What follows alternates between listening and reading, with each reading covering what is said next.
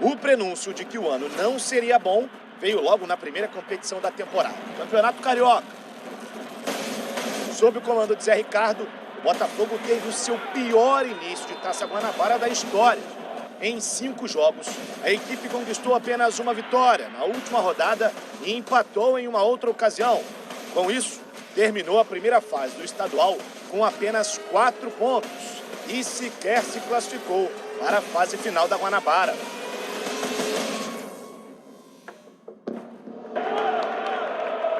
O problema foi que o grupo também não assimilou o trabalho da comissão técnica na Taça Rio. Das 6 partidas do segundo turno, apenas 2 vitórias, outros 3 empates e uma derrota.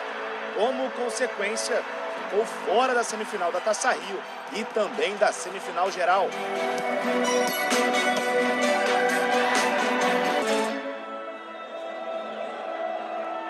Já na Copa do Brasil, o Botafogo começou bem.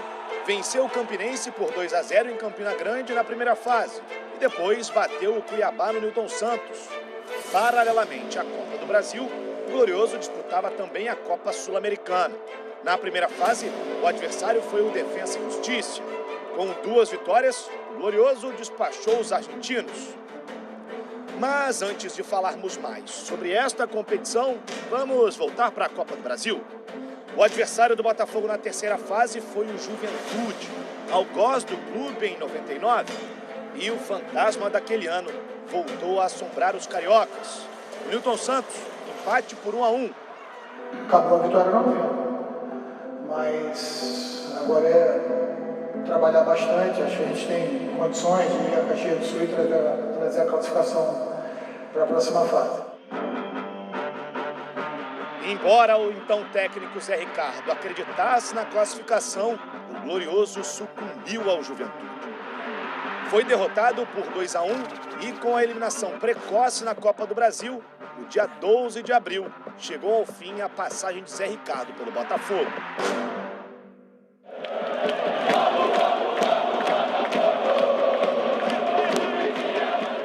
Mas está começando a competição desde o início brigando em cima.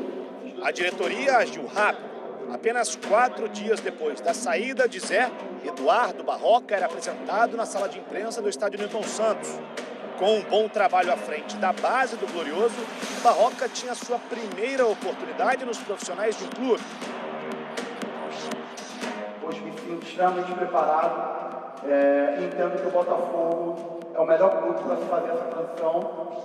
Tudo aquilo que o presidente e o Gustavo falaram, conhecimento do corpo funcional, conhecimento de grande parte dos jogadores, relação com a direção do clube, sintonia, treinador com o clube. Esta sintonia mostrou um resultado imediato. Embora tenha sido derrotado pelo São Paulo em sua estreia, o Botafogo de Barroca engatou 3 vitórias consecutivas. Até enfrentar o Grêmio no último jogo antes da pausa para a Copa América, o Glorioso era o 5º colocado. Mas, com a derrota para os gaúchos, a equipe perdeu a invencibilidade que tinha no estádio Newton Santos. E a partir daí, o trem alvinegro descarrilhou.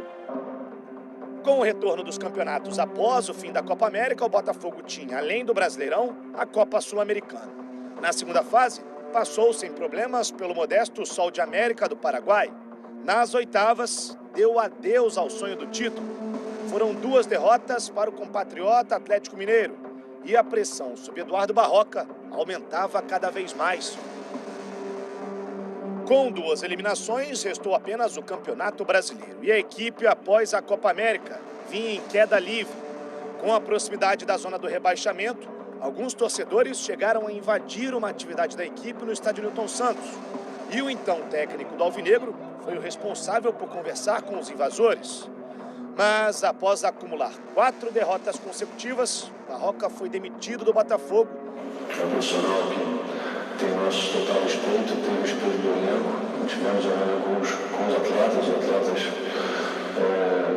têm um carinho e uma admiração muito grande pelo treinador.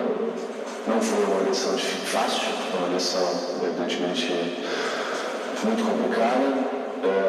Porque o trabalho vinha sendo desenvolvido em bases sólidas, mas enfim, futebol de dados, vocês sabem disso melhor que todos nós. Com a saída de Eduardo Barroca, coube a Alberto Valentim assumir o Botafogo. A estreia não foi muito boa. Derrota para o Vasco em São Januário. E o Cruz Maltino voltou a entrar no caminho do glorioso, mas dessa vez por um bom motivo. Na 36ª rodada do Brasileirão, o Botafogo teve a oportunidade de sacramentar a sua permanência na Série A, mas foi derrotado pelo Internacional. Coube ao Vasco vencer o Cruzeiro na mesma rodada para garantir o glorioso na elite do futebol brasileiro em 2020. Lutamos muito e eu acho que até merecemos isso. Não foi pela gente, mas por outros resultados.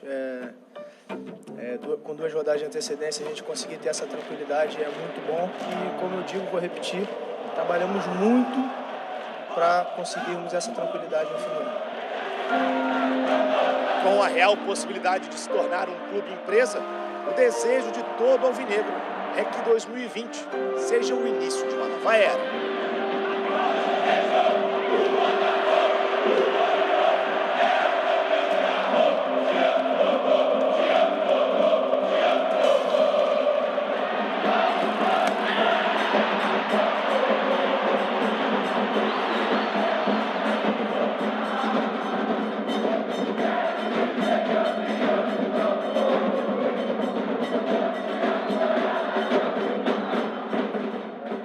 Gente, o ano do Botafogo foi difícil, foi complicado, foi marcado o tempo inteiro por problemas financeiros, atrasos de salários, problemas administrativos, relação política dentro do clube difícil. E começou com o campeonato estadual, onde o Botafogo fez uma das piores campanhas da sua história. Não chegou nem perto de disputar título, nem de turno.